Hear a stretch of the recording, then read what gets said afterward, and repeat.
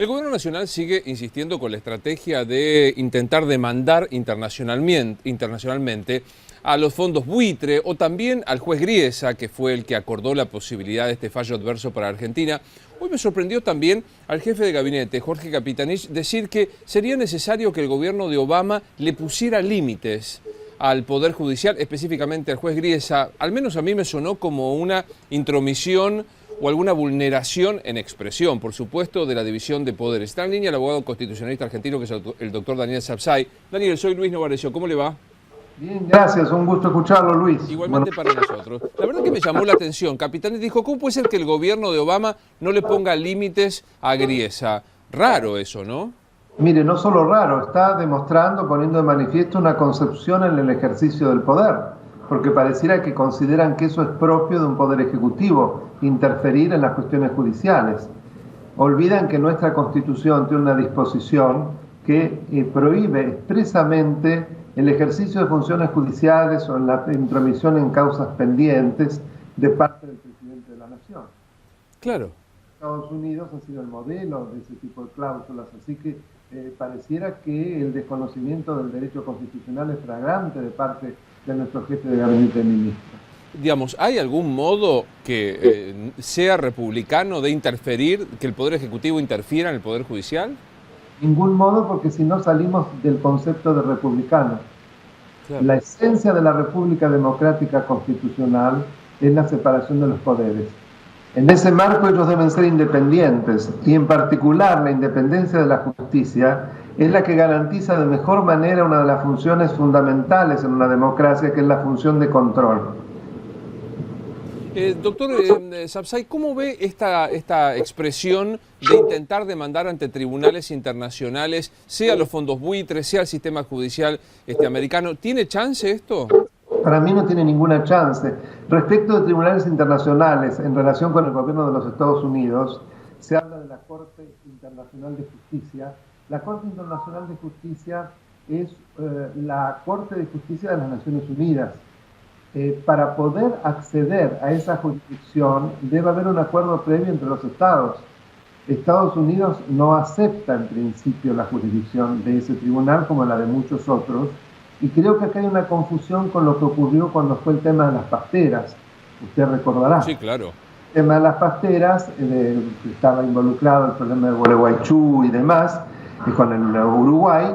Lo que nos vinculaba para que fuera la jurisdicción que entendieran el conflicto es el Tratado del Río Uruguay, donde expresamente hay una cláusula que establece, por decisión de ambos estados signatarios, Argentina y Uruguay, que en caso de controversias, las mismas deben ser sometidas a la Corte Internacional de Justicia. Nada de eso ocurre en este caso.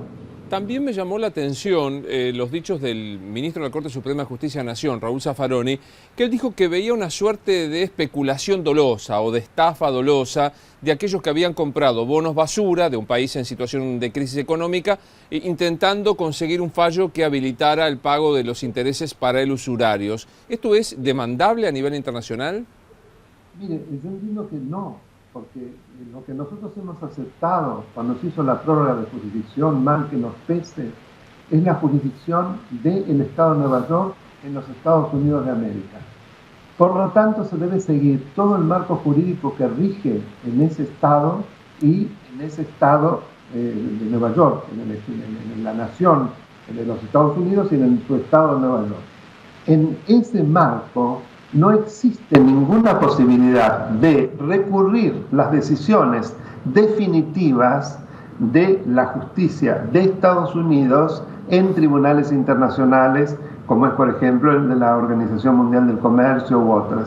Creo que se está buscando una suerte de argucia, si se puede decir, para no aceptar una sentencia que ya es definitiva. Cuando se dice la sentencia es juez Griesa, nos guste o no nos guste esa sentencia, yo critico mucho los aspectos de la sentencia, pero va más allá de eso. Él lo dictó por expresa delegación de la Argentina. Claro. Y no es una decisión solo de él, es de toda la justicia de Estados Unidos, porque fue confirmada expresamente por la Cámara de Apelaciones y luego por la Corte Suprema cuando decidió no tomar el caso y rechazó el recurso extraordinario que interpuso la Argentina.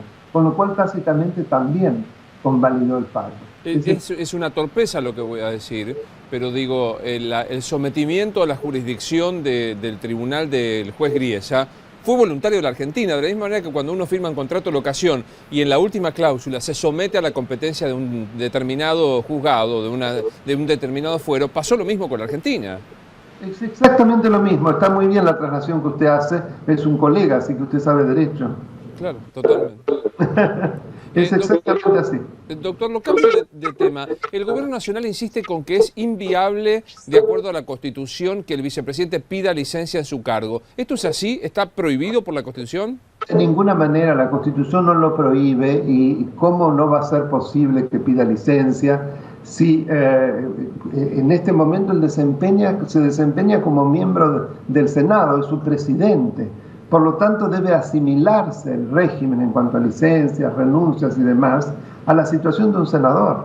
Y yo recuerdo el caso que me viene a la mente frente a una situación de imputación de delitos contra el ex senador Ángel Oz, después que fue gobernador de la provincia de Córdoba. Él decidió precisamente desaforarse y luego pedir licencia hasta que terminaran todos los procesos. Terminado los mismos, fue sobreseído, volvió a la banca.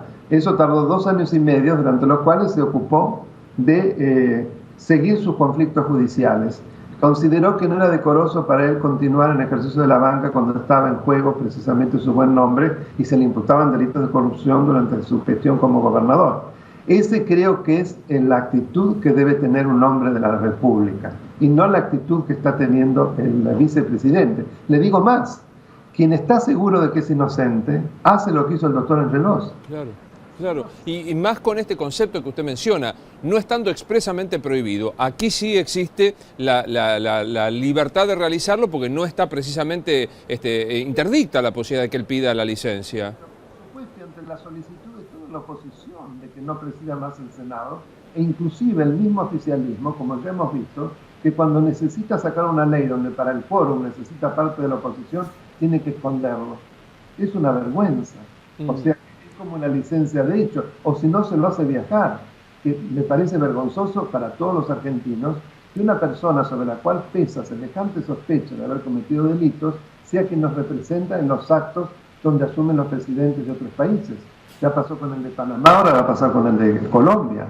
En Panamá usted recordará que hubo que hacerle un corralito contra los periodistas porque era acosado por el periodismo, ya que era como una rareza un vicepresidente procesado por semejantes cargos, ¿no? En el caso del vicepresidente no exigiría, si quisiera pedir licencia, que puede hacerlo, no exigiría desafuero porque no hay fuero para que esto, digamos, su inmunidad es para que sea arrestado.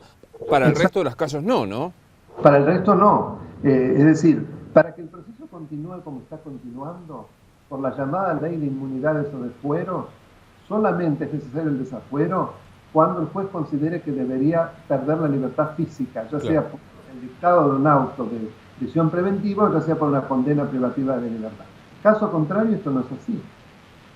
Doctor Sabzai, no quiero despedirme sin preguntarle porque hoy he visto un documento que ha sido firmado por muchos intelectuales, por Diana Cohen-Agres, Marcelo Birmacher y por usted mismo, que tiene que ver con lo que está ocurriendo en Gaza y sobre todo por algo que aparece como una victimización palestina en los términos de este documento que me gustaría que ampliara. ¿Cómo no? Mire, nosotros hemos entendido que en el modo como se informa el conflicto hay un enorme desequilibrio. Fundamentalmente se acude a las explicaciones que hace Hamas como si hubiera sido un conflicto exclusivamente provocado por Israel. Y en realidad la reacción de Israel se produce frente, por un lado, al disparador que fue, usted recordará, el secuestro de 3 adolescentes israelíes que son asesinados, pero sobre todo el hecho de recibir miles de cohetes durante meses sobre la población civil israelí. Además de ello, si uno observa la carta de Hamas lo que percibe como gran objetivo es la destrucción del Estado de Israel y la matanza de judíos. Además tiene un sistema que no es democrático y nosotros creemos que acá hay que defender a la única democracia de la región, que es la del Estado de Israel. Y se acude en la información a un modo de presentar los hechos, en muchas situaciones, no siempre, o muchos comunicadores, como si Israel estuviera cometiendo una suerte de genocidio. Y esto es una explicación de patas cortas. ¿Por qué digo esto? En primer lugar, el genocidio es un delito expresamente definido por el derecho internacional que tiene una entidad gravísima. Es la voluntad de eliminar a un determinado pueblo por su característica étnica, racial o religiosa, que no es lo que ocurre acá. En segundo lugar, la gran cantidad de víctimas civiles de parte palestina es el producto de que los depósitos de armas, los arsenales, las municiones, las lanzaderas, o casualidad, Hamas, como terroristas, tiene la poco feliz idea de ponerlos en escuelas, en hospitales, en los lugares más densamente poblados, porque sabe que frente a la nación de Israel eso les va a permitir la posterior victimización. Nos pareció muy importante esclarecer todos estos hechos, porque si no, lo que vamos viendo de manera larvada es que el sobredimensionamiento de la reacción de Israel y su condena esconde también muchos prejuicios de tipo antijudío. En cualquier caso, como lo sé un hombre de bien y creo que va a compartir conmigo, lo que uno espera es que la resolución de estos conflictos sea en paz y a través de la negociación, ¿no?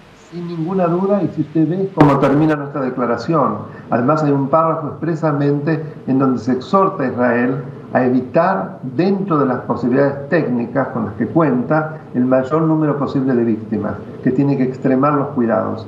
Así que coincido absolutamente. Yo creo además en la vía del diálogo, no en la vía militar como solución de un conflicto. Pero si el conflicto se produce, no queremos que haya esta desproporción en la reacción. Daniel, como siempre, un gusto escucharlo. Le mandamos un saludo de Infobae TV. Gracias a usted, Luis, por llamarme y siempre a disposición de ustedes. Igualmente nosotros, que siga bien. El doctor Daniel Sabzai, constitucionalista, por 3 temas muy puntuales. Amado Boudou, existe la posibilidad de la licencia constitucionalmente admitida, toda vez que no está prohibida. Podría hacerlo tranquilamente el vicepresidente. Esto para contradecir lo que dice el gobierno, que no puede pedir esta licencia. El otro tema, que es la demanda internacional por los fondos buitres, para el doctor Sabzai inviable. Y lo tercero, este documento en el conflicto de Medio Oriente. Así seguimos.